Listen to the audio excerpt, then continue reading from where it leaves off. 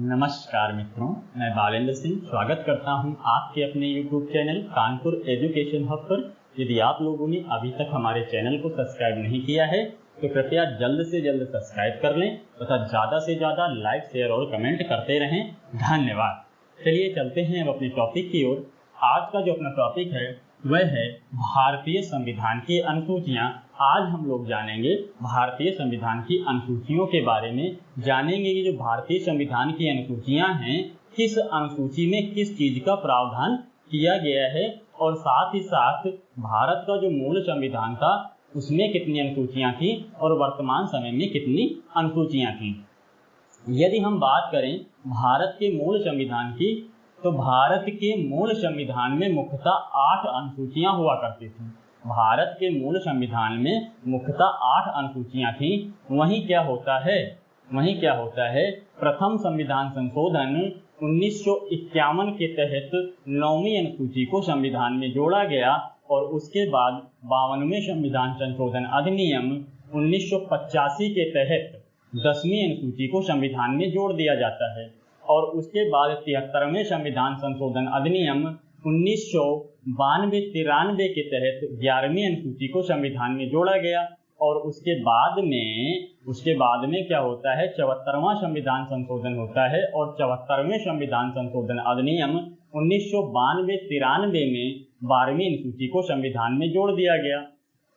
इस प्रकार यदि हम बात करें तो वर्तमान समय में जो अनुसूचियों की संख्या है वह कितनी है? 12 है। वर्तमान में अनुसूचियों की संख्या कितनी हो गई है? 12 हो गई है। चलिए इसकी चर्चा कर लेते हैं। क्या है? भारत के मूल संविधान में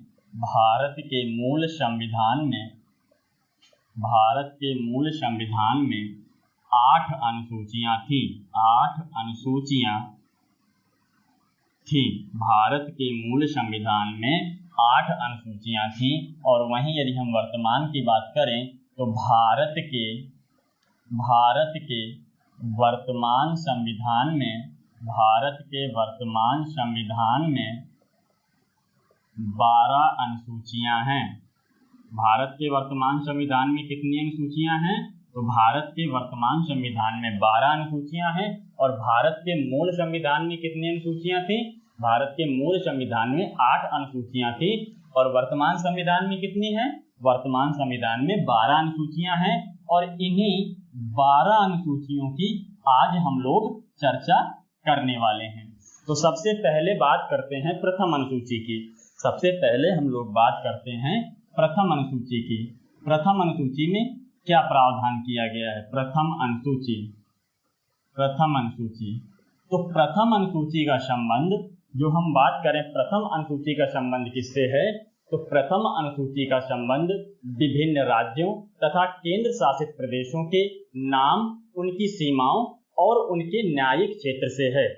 यदि हम बात करते हैं जब तक जम्मू कश्मीर पुनर्गठन अधिनियम पारित नहीं हुआ था तो भारत में 29 राज्य हुआ करते थे, लेकिन 2019 में जैसे ही जम्मू कश्मीर पुनर्गठन अधिनियम पारित होता है तो जम्मू कश्मीर को राज्य से हटाकर क्या किया जाता है? दो केंद्र शासित राज्यों में विभक्त कर दिया जाता है।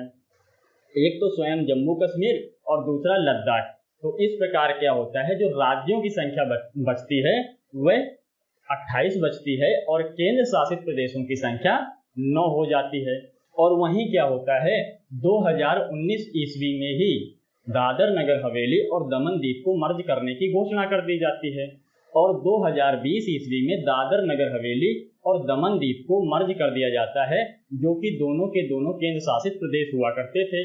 और जब ये मर्ज हो जाते हैं 2020 में तो क्या होता है, जो केंद्र शासित प्रदेश होते हैं, केंद्र शासित प्रदेशों की संख्या घटकर 8 रह जाती है। तो यदि हम बात करें वर्तमान समय में तो वर्तमान समय में भारत में कुल 28 राज्य और 8 केंद्र शासित प्रदेश हैं। चलिए इसकी हम लोग चर्चा कर लेते हैं।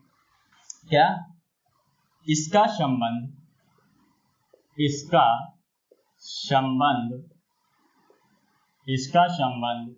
विभिन्न राज्यों तथा केंद्र शासित प्रदेशों, विभिन्न राज्यों तथा केंद्र शासित प्रदेशों के नाम, उनकी सीमाओं तथा उनके न्यायिक क्षेत्र से है। न्यायिक क्षेत्र से है। यदि आप लोगों से पूछा जाता है क्वेश्चन कि भारतीय संविधान की प्रथम अनुसूची का संबंध किससे है, तो भारतीय संविधान की प्रथम अनुसूची का संबंध विभिन्न राज्यों तथा केंद्र शासित राज्यों के नाम, उनकी सीमाओं और उनके न्यायिक क्षेत्र से होता है। और वर्तमान में भारत में 28 राज्य और 8 केंद्र शासित प्रदेश हैं। क्या वर्तमान में भारत में 28 राज्य व 8 केंद्र शासित प्रदेश हैं। वर्तमान में भारत में 28 राज्य व 8 केंद्र शासित प्रदेश हैं। यहीं क्या होता है, यहीं से कई बार क्या होता है, क्वेश्चन कुछ घुमाकर पूछा जाता है। घुमाकर कैसा पूछा जाएगा? पूछा जाएगा यदि किसी नए राज्य का गठन किया जाता है तो संविधान की किस अनुसूची में परिवर्तन करना होगा। तो क्या है, राज्यों की सीमाओं का उल्लेख किसमें किया गया? संविधान की प्रथम अनुसूची में। और क्वेश्चन क्या पूछा जा रहा है? क्वेश्चन पूछा जा रहा है कि यदि किसी नए राज्य का गठन किया जाता है तो संविधान की किस अनुसूची में परिवर्तन करना होगा। तो यदि किसी नए राज्य का गठन किया जाएगा तो संविधान की प्रथम अनुसूची में परिवर्तन किया जाएगा। यदि किसी नए राज्य का गठन किया जाएगा तो संविधान की प्रथम अनुसूची में परिवर्तन किया जाएगा। तो क्या है, यदि किसी नए राज्य का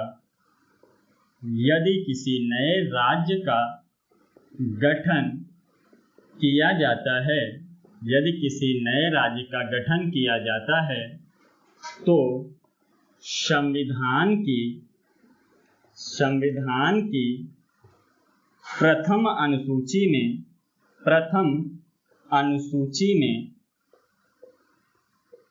परिवर्तन करना होगा।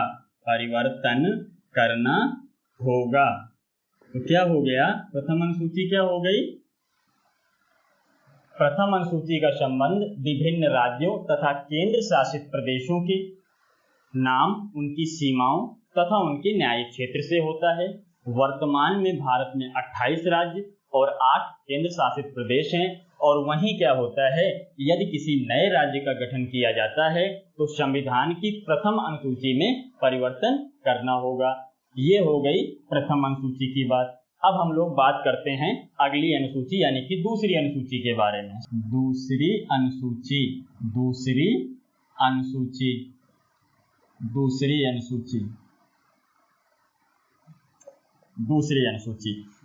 अनुसूची में क्या है, दूसरी अनुसूची का संबंध विभिन्न पदाधिकारियों के वेतन भत्ते तथा उपलब्धियों से है।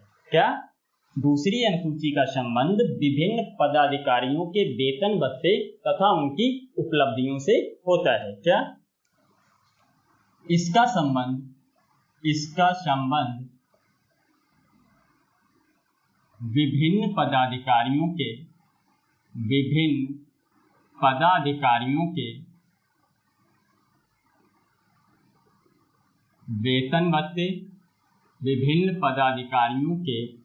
वेतन भत्ते, विभिन्न पदाधिकारियों के वेतन भत्ते,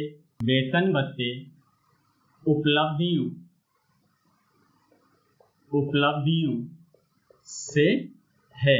क्या?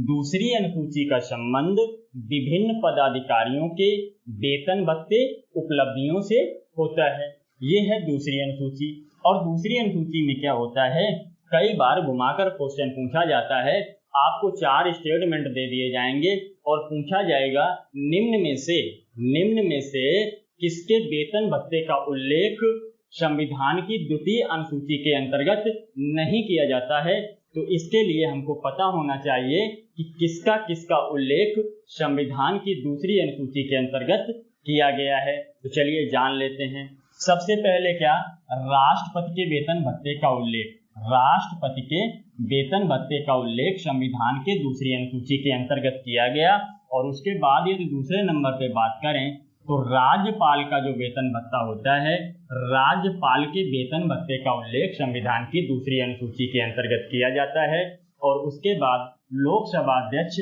तथा उपाध्यक्ष के वेतन भत्ते का उल्लेख संविधान की दूसरी अनुसूची के अंतर्गत किया जाता है। क्या, लोकसभा अध्यक्ष तथा उपाध्यक्ष के वेतन भत्ते का जो उल्लेख है संविधान की दूसरी अनुसूची के अंतर्गत किया जाता है। वहीं राज्यसभा के सभापति तथा उपसभापति, राज्यसभा के सभापति तथा उपसभापति के वेतन भत्ते का उल्लेख संविधान की दूसरी अनुसूची के अंतर्गत किया जाता है। क्या, राज्यसभा के सभापति तथा उपसभापति, राज्यसभा के सभापति तथा उपसभापति के वेतन भत्ते का उल्लेख संविधान की दूसरी अनुसूची के अंतर्गत किया गया। राज्यसभा के सभापति तथा उपसभापति के वेतन भत्ते का उल्लेख संविधान की दूसरी अनुसूची के अंतर्गत किया जाता है। और वहीं क्या होता है, राज्य विधानसभाओं के अध्यक्ष तथा उपाध्यक्ष के वेतन भत्ते का उल्लेख इसके अंतर्गत किया गया। क्या, पांचवें नंबर पे राज्य विधानसभाओं के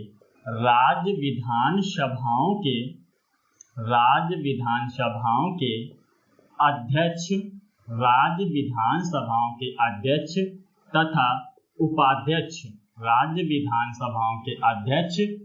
उपाध्यक्ष के वेतन भत्ते का उल्लेख संविधान की दूसरी अनुसूची के अंतर्गत किया गया। और वहीं यदि छठवें नंबर पे बात करें तो राज्य विधान परिषद के सभापति तथा उपसभापति के वेतन भत्ते का उल्लेख किसके अंतर्गत, दूसरी अनुसूची के अंतर्गत किया जाता है। तो क्या हो जाएगा, राज्य विधान परिषद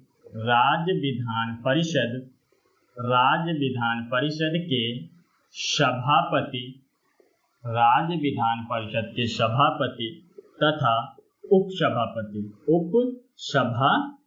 के जो वेतन भत्ते होते हैं उसका उल्लेख संविधान की दूसरी अनुसूची के अंतर्गत किया जाता है। और वहीं यदि हम सातवें नंबर पे बात करें तो सातवें नंबर पे क्या होगा, उच्चतम तथा उच्च न्यायालय के जो मुख्य न्यायाधीश होते हैं उनके वेतन भत्ते का उल्लेख संविधान की दूसरी अनुसूची के अंतर्गत किया जाता है। क्या,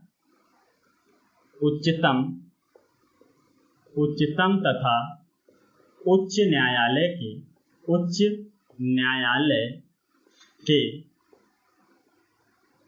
न्यायाधीश, उच्चतम तथा उच्च न्यायालय के न्यायाधीशों का जो वेतन होता है, जो वेतन भत्ता होता है, उसका उल्लेख किसके अंतर्गत किया गया, संविधान की दूसरी अनुसूची के अंतर्गत किया गया। और वहीं लास्ट में अंतिम में जो नंबर आता है वह आता है CAG यानी कि कैग का। और कैग का मतलब क्या है, नियंत्रक एवं महालेखा परीक्षक के वेतन भत्ते का उल्लेख संविधान की दूसरी अनुसूची के अंतर्गत किया गया। तो क्या है, नियंत्रक एवं महालेखा परीक्षक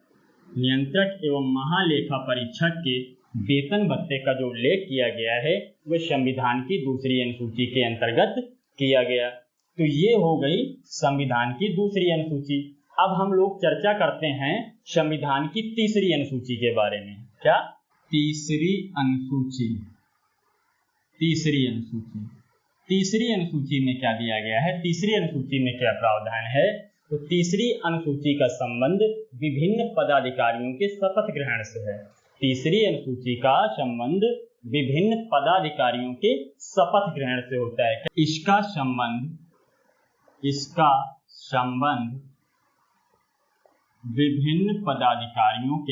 विभिन्न पदाधिकारियों के, इसका संबंध विभिन्न पदाधिकारियों के शपथ ग्रहण से है, शपथ ग्रहण से है। किसका संबंध? संविधान की तीसरी अनुसूची का संबंध विभिन्न पदाधिकारियों के शपथ ग्रहण से होता है, शपथ ग्रहण से होता है। तीसरी अनुसूची के अंतर्गत क्या है? जो संविधान के विभिन्न पदाधिकारी होते हैं वो क्या करते हैं? शपथ ग्रहण करते हैं। लेकिन राष्ट्रपति, उपराष्ट्रपति और राज्यपाल के शपथ ग्रहण का उल्लेख संविधान की तीसरी अनुसूची में नहीं किया गया।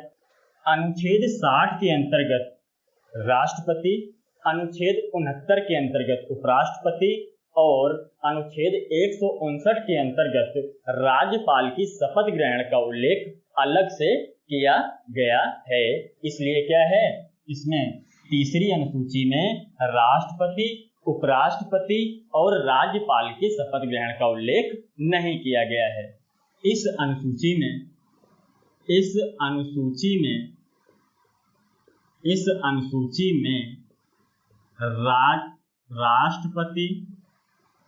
राष्ट्रपति, उपराष्ट्रपति तथा राज्यपाल के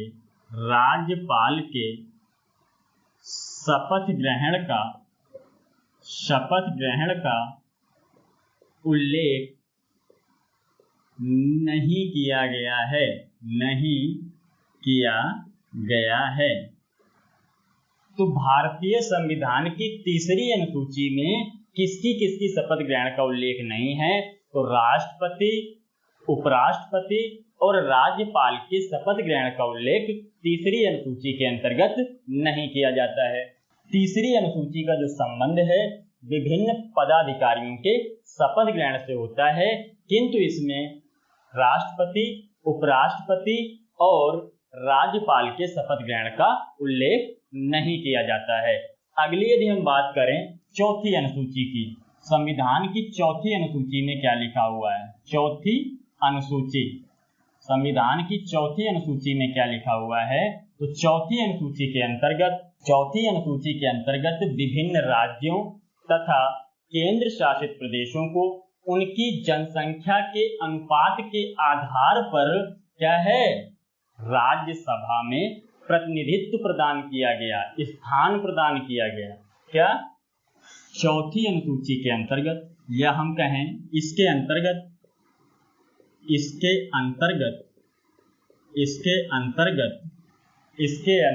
विभिन्न राज्यों तथा केंद्र शासित प्रदेशों, विभिन्न राज्यों तथा केंद्र शासित प्रदेशों को उनकी जनसंख्या के आधार पर उनकी जनसंख्या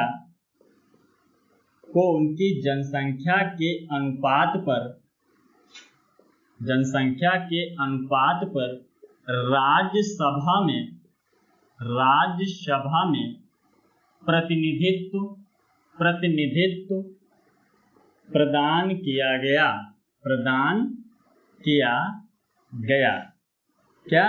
चौथी अनुसूची जो है, चौथी अनुसूची के अंतर्गत विभिन्न राज्यों तथा केंद्र शासित प्रदेशों को उनकी जनसंख्या के अनुपात के आधार पर क्या किया गया? राज्यसभा में प्रतिनिधित्व प्रदान किया गया, यानी कि राज्यसभा में स्थान दिया गया। अगली यदि हम बात करें पांचवी अनुसूची की, तो पांचवी अनुसूची में क्या है? पांचवी अनुसूची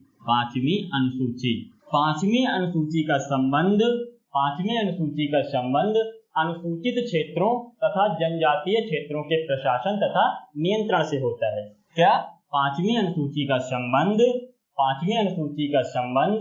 अनुसूचित क्षेत्रों तथा जनजातीय क्षेत्रों के प्रशासन तथा नियंत्रण से होता है। 4 राज्यों को शामिल नहीं किया गया। कौन कौन से? असम, मेघालय, त्रिपुरा और मिजोरम को इसमें सम्मिलित नहीं किया गया है। 4 राज्यों असम, मेघालय, त्रिपुरा और मिजोरम का छठी अनुसूची में अलग से उल्लेख किया गया है। तो क्या है, 5वीं अनुसूची के अंतर्गत, या ये कहें इसका संबंध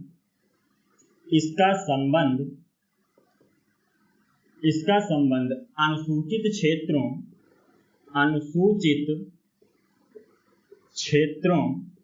तथा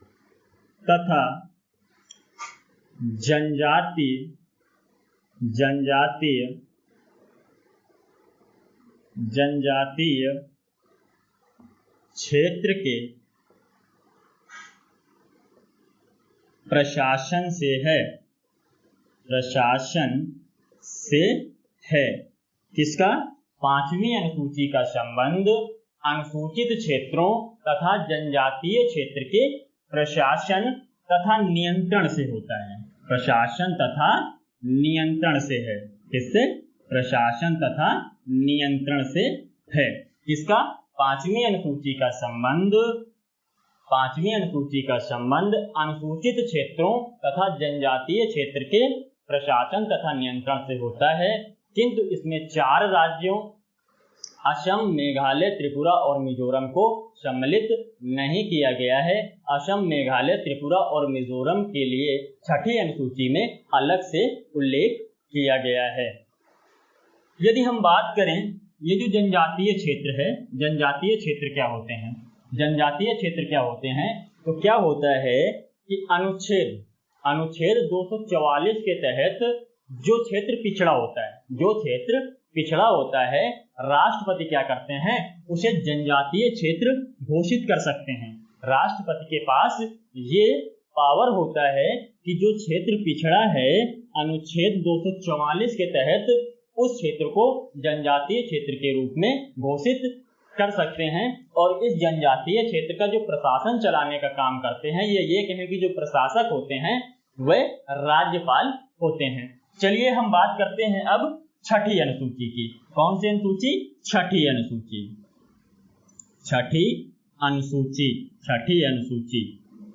अनुसूची की थोड़ी सी चर्चा हम लोग करने वाले हैं। छठी अनुसूची का जो संबंध है वह असम, मेघालय, त्रिपुरा और मिजोरम के जनजातीय क्षेत्रों के प्रशासन और नियंत्रण से होता है। तो क्या हो जाएगा? इसका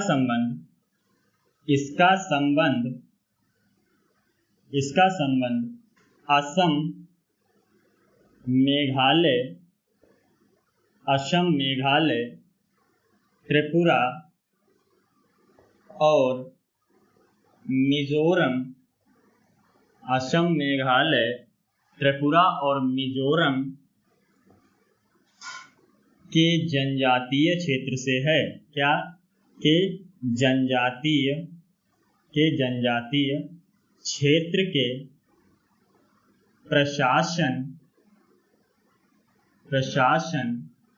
एवं नियंत्रण से है। क्या? जो छठी अनुसूची है, छठी अनुसूची का संबंध असम, मेघालय, त्रिपुरा और मिजोरम के जनजातीय क्षेत्र के प्रशासन और नियंत्रण से होता है। तो चलिए अब हम बात करते हैं आगे 7वीं अनुसूची के बारे में। 7वीं अनुसूची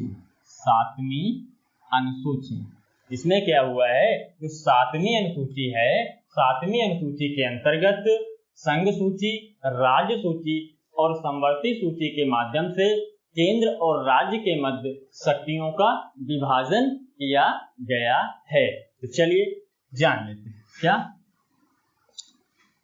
इसके अंतर्गत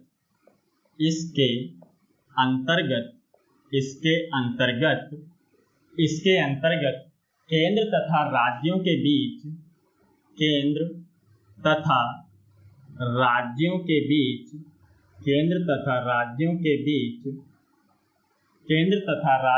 बीच संघ सूची, राज्य सूची और समवर्ती सूची के माध्यम से शक्तियों का विभाजन किया गया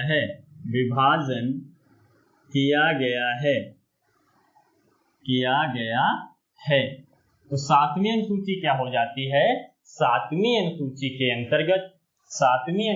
अंतर्गत केंद्र तथा राज्यों के बीच संघ सूची, राज्य सूची और समवर्ती सूची के माध्यम से शक्तियों का विभाजन किया गया है। यदि हम बात करें संघ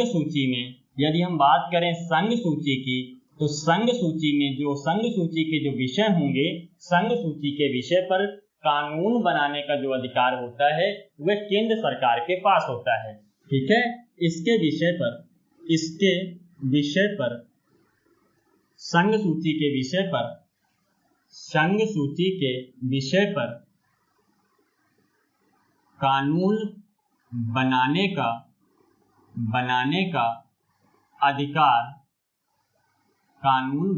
का अधिकार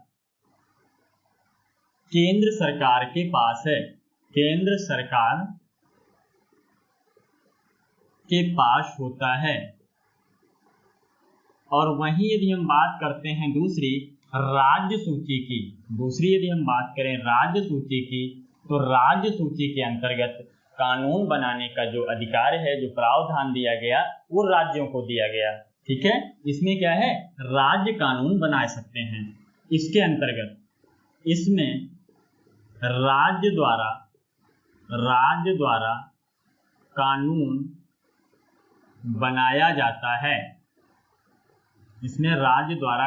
बनाया जाता है। या ये कहें कि जो राज्य सूची होगी, राज्य सूची के अंतर्गत जो राज्य सूची के विषय होंगे उसमें कानून बनाने का अधिकार राज्यों को दिया गया है, राज्य सूची।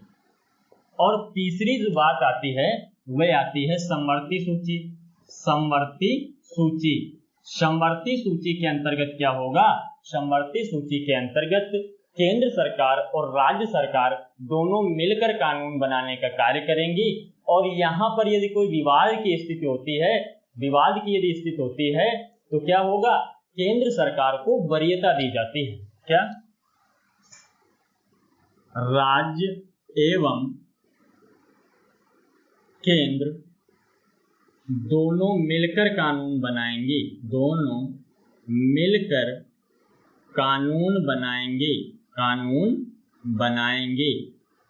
राज्य सरकार एवं केंद्र सरकार दोनों मिलकर कानून बनाएंगी। और विवाद की स्थिति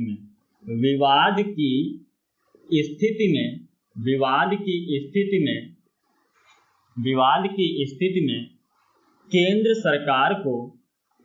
सरकार को वरीयता दी जाएगी। विवाद की स्थिति में क्या होगा? यदि कोई विवाद होता है तो केंद्र सरकार को वरीयता दी जाएगी। यदि किसी भी प्रकार का विवाद होता है समवर्ती सूची में कानून बनाने को लेकर, तो क्या होगा? जो केंद्र सरकार होगी, केंद्र सरकार को वरीयता प्रदान की जाएगी। ये हो गई संविधान की 7वीं अनुसूची। अब हम लोग बात करते हैं 8वीं अनुसूची की। संविधान की 8वीं अनुसूची, जो कि मूल संविधान की अंतिम अनुसूची थी। मूल संविधान की अंतिम अनुसूची कौन सी थी? तो मूल संविधान की अंतिम अनुसूची 8वीं अनुसूची थी। क्या? 8वीं अनुसूची की यदि हम लोग बात करें तो क्या हो जाएगी 8वीं अनुसूची? 8वीं अनुसूची में भाषाओं का उल्लेख किया गया है। जो हमारी संविधान की 8वीं अनुसूची है, 8वीं अनुसूची के अंतर्गत भाषाओं का उल्लेख किया गया है। यदि हम बात करें जो मूल संविधान था, मूल संविधान में 14 भाषाओं को मान्यता दी गई थी। मूल संविधान में 14 भाषाओं को मान्यता दी गई थी। और वर्तमान में यदि भाषाओं की बात करें तो वर्तमान में कुल 22 भाषाएं हैं। तो क्या है? चलिए हम इसके बारे में लिख लेते हैं। इसके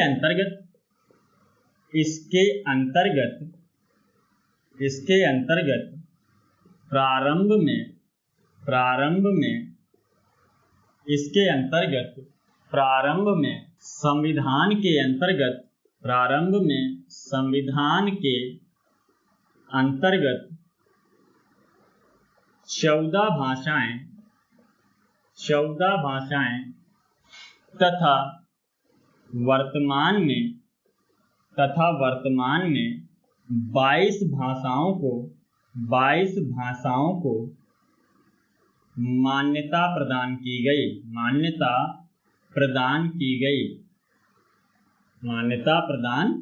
गई।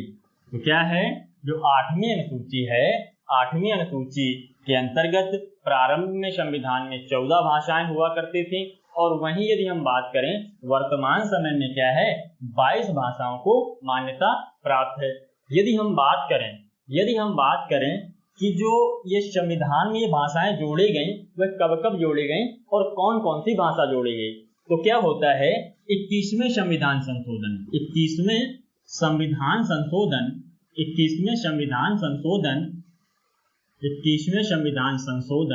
21वां संविधान संशोधन कब हुआ, तो 1967 ईस्वी में। कब?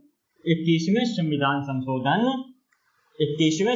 संशोधन 1967 ईस्वी में क्या एक भाषा जोड़ी गई जिसका नाम था सिंधी भाषा को कब जोड़ा गया, तो सिंधी भाषा को भारतीय संविधान में 21वें संविधान संशोधन 1967 के तहत मान्यता प्रदान की गई। और वहीं यदि हम बात करें, वहीं क्या होता है, 71वां संविधान संशोधन होता है 1992 ईस्वी में। कब? 71वां संविधान संशोधन कब होता है, तो 71वां संविधान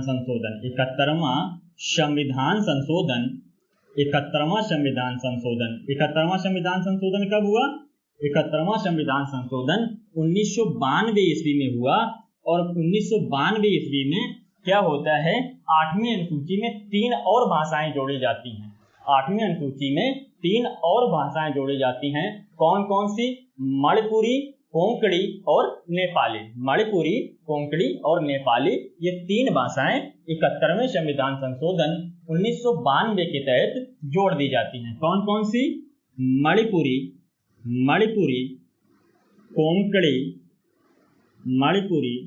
कोंकणी और नेपाली। मणिपुरी, कोंकणी और नेपाली भाषा कब जोड़ी गई, तो मणिपुरी, कोंकणी तथा नेपाली भाषा 71वें संविधान संशोधन 1992 के तहत जोड़ी गई। अगली यदि हम बात करें तो क्या होता है, 92वां संविधान संशोधन जो कि 2003 में होता है। कब? 92वां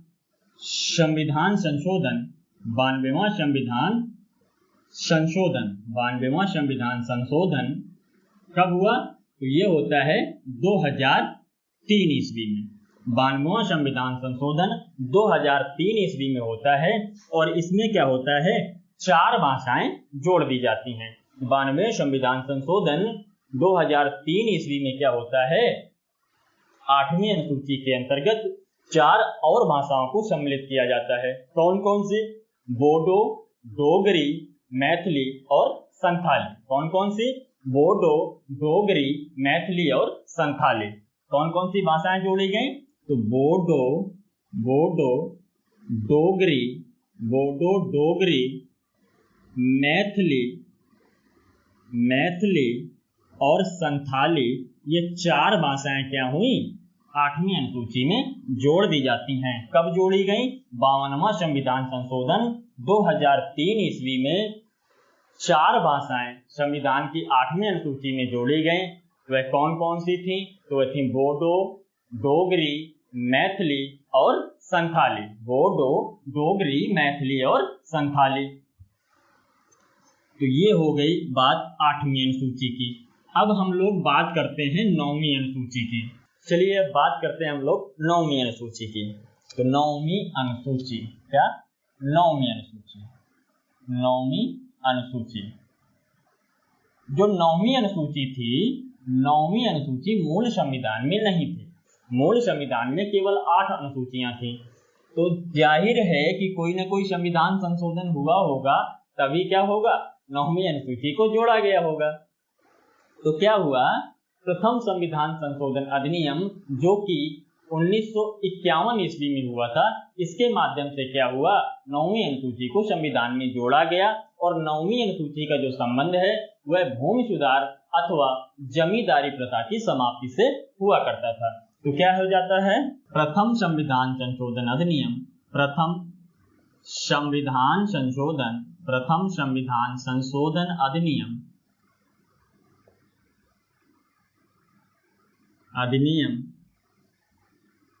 1951 के तहत इसे संविधान में जोड़ा गया। किसे, 9वीं अनुसूची को प्रथम संविधान संशोधन अधिनियम 1951 के तहत संविधान में जोड़ा गया था और इसका संबंध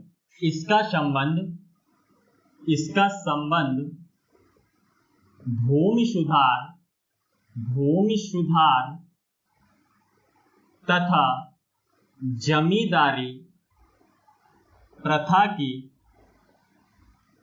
समाप्ति से था। इसका संबंध भूमि सुधार तथा जमींदारी प्रथा की समाप्ति से हुआ करता था।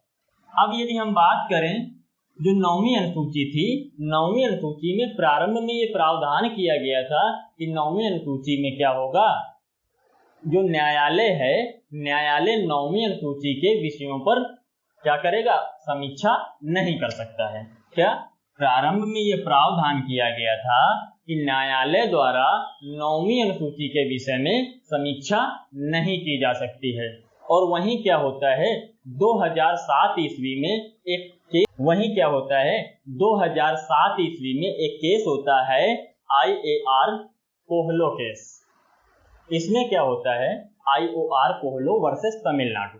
इस केस में क्या होता है, उच्चतम न्यायालय द्वारा एक निर्णय दिया जाता है। उच्चतम न्यायालय द्वारा निर्णय दिया जाता है कि 24 अप्रैल 1973 के बाद जो भी विषय क्या संविधान की 9वीं अनुसूची में जोड़े गए हैं या जोड़े जाएंगे, उनमें क्या होगा, न्यायालय समीक्षा कर सकता है, न्यायालय समीक्षा करेगा। और यदि वह विषय संविधान के मूल ढांचे को इफेक्ट करता है, संविधान के मूल ढांचे को प्रभावित करता है, तो क्या होगा, उच्चतम न्यायालय उसे रद्द कर सकता है। ये अधिकार उच्चतम न्यायालय का होगा।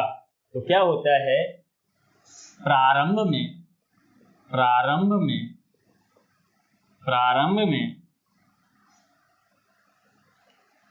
यह प्रावधान किया गया था कि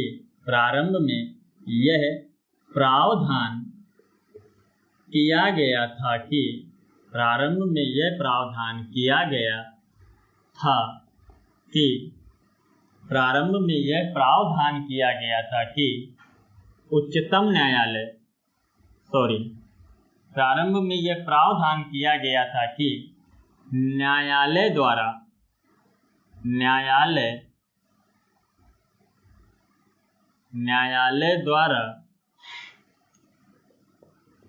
संविधान की 9वीं अनुसूची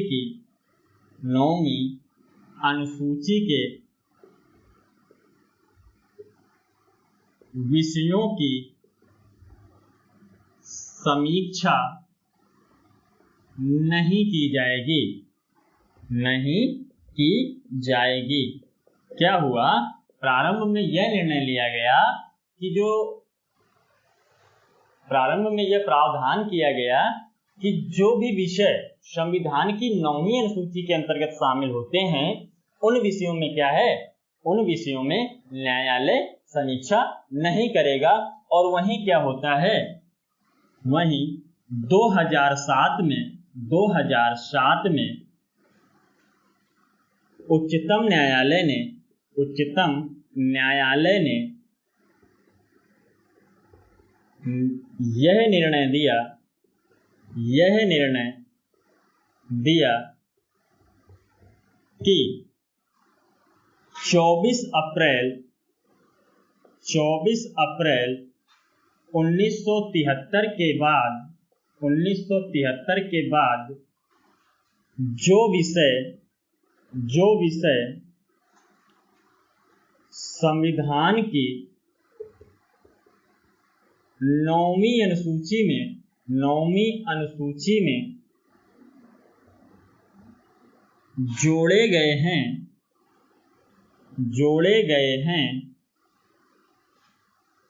न्यायालय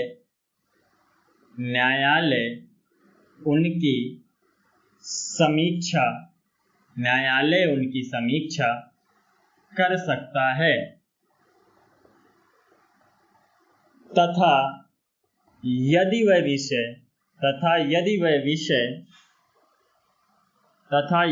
विषय संविधान के मूल ढांचे या आधारभूत मूल ढांचे को प्रभावित करते हैं तो न्यायालय द्वारा इसे रद्द किया जा सकता है।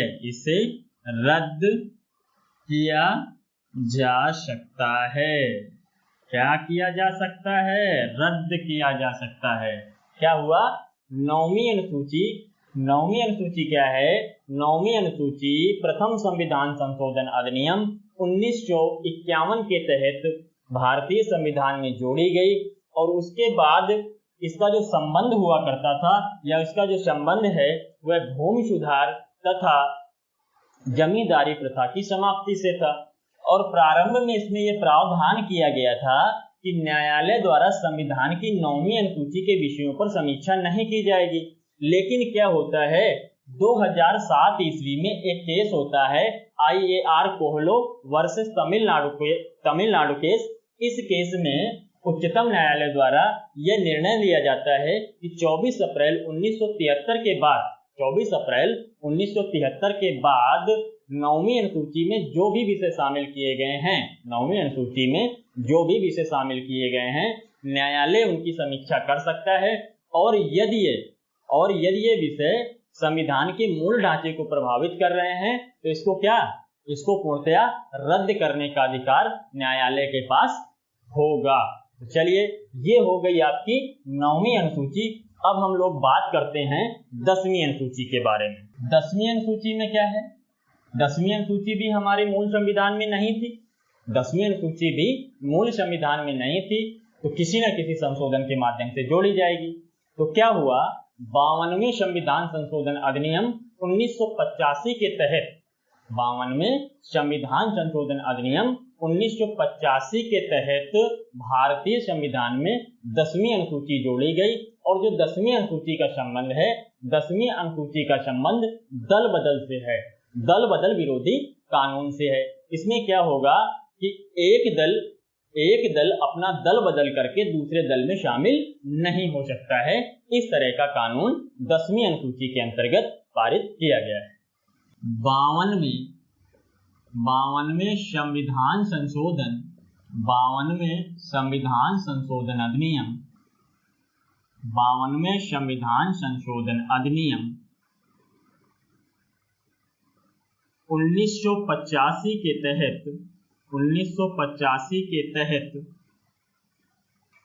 10वीं अनुसूची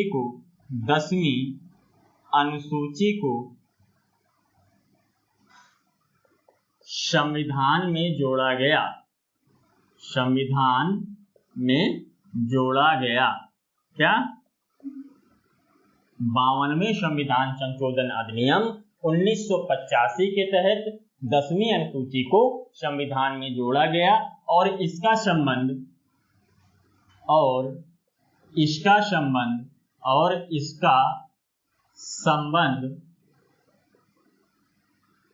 दल बदल विरोधी कानून से है। दल बदल विरोधी कानून से है। क्या? 10वीं अनुसूची क्या है? 52वें संविधान संशोधन अधिनियम 1985 के तहत 10वीं अनुसूची को संविधान में जोड़ा गया और 10वीं अनुसूची का संबंध दल बदल विरोधी कानून से है, यानी कि एक दल बदलकर, यानी कि दल का कोई एक व्यक्ति अपना दल बदलकर दूसरे दल में सम्मिलित नहीं हो सकता है। इस तरह के कानून का जो प्रावधान है वह 10वीं अनुसूची के अंतर्गत किया गया है। बात करते हैं हम लोग 11वीं अनुसूची की। 11वीं अनुसूची तो 11वीं अनुसूची भी भारत के मूल संविधान में नहीं थी, तो इसको भी किसी न किसी संशोधन के माध्यम से जोड़ा गया होगा।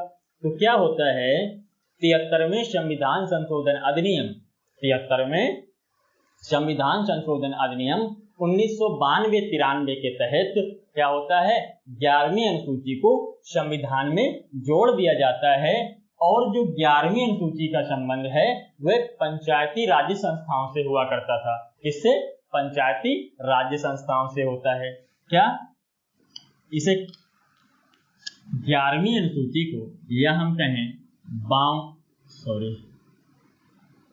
73वें संविधान संशोधन 73वें संविधान संशोधन अधिनियम 73वें संविधान संशोधन अधिनियम 1992-93 के माध्यम से 11वीं अनुसूची को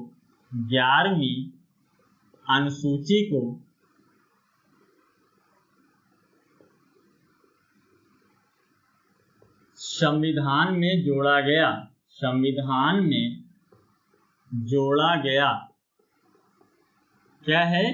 73वें संविधान संशोधन अधिनियम 1992-93 के माध्यम से 11वीं अनुसूची को संविधान में जोड़ा गया और 11वीं अनुसूची थी, 11वीं अनुसूची के माध्यम से क्या हुआ, पंचायती राज्य संस्थाओं को मान्यता प्रदान की गई। 11वीं अनुसूची के माध्यम से ही पंचायती राज्य संस्थाओं को मान्यता प्रदान की गई तथा इसके माध्यम से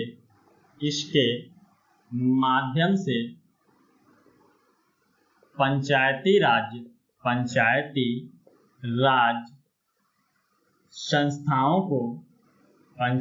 राज्य संस्थाओं को मान्यता प्रदान की गई। तो 11वीं अनुसूची क्या थी?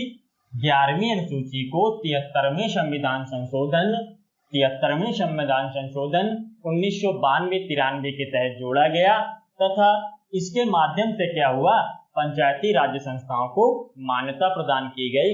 और वहीं यदि हम बात करें 11वीं अनुसूची में कुल कितने विषयों को सम्मिलित किया गया है, तो 11वीं अनुसूची में कुल 29 विषय सम्मिलित हैं। ठीक है, इसके अंतर्गत यदि हम बात करें तो इसके अंतर्गत कुल 29 विषय सम्मिलित किए गए हैं। इसके अंतर्गत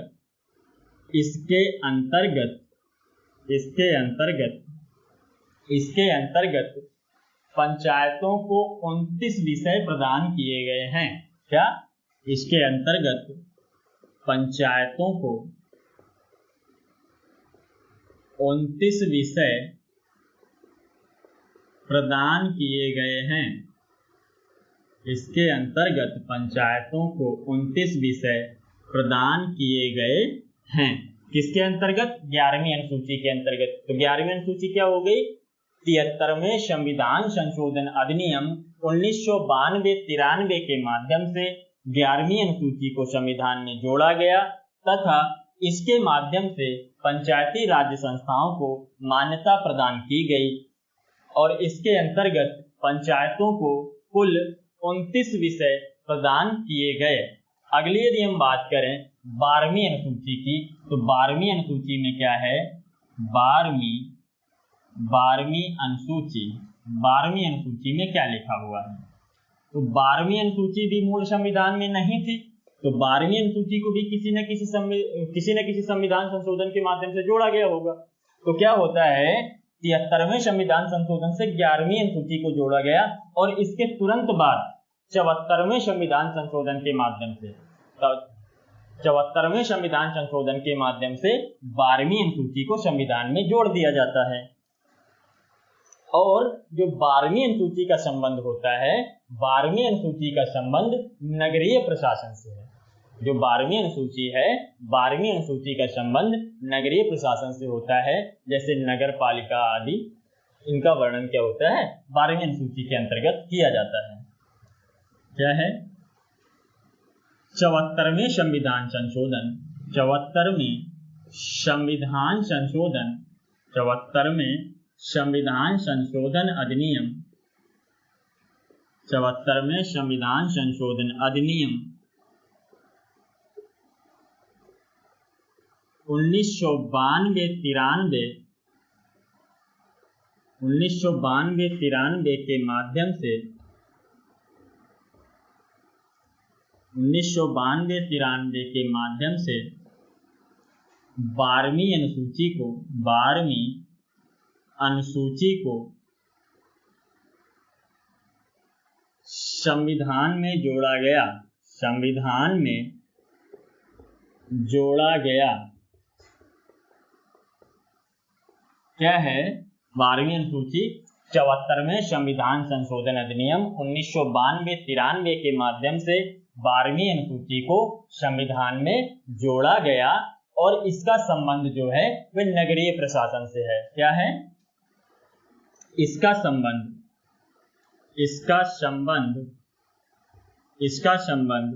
नगरीय प्रशासन से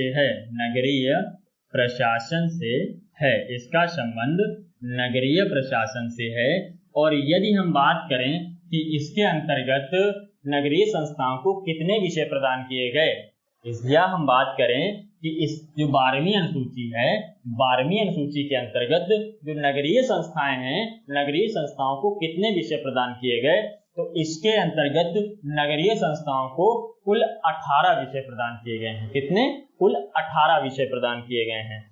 इसके अंतर्गत नगरीय प्रशासन, इसका संबंध नगरीय प्रशासन से है। इसमें या इसके अंतर्गत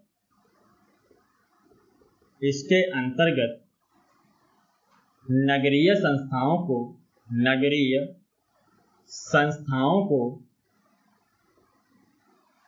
18 विषय प्रदान किए गए। 18 विषय प्रदान किए गए।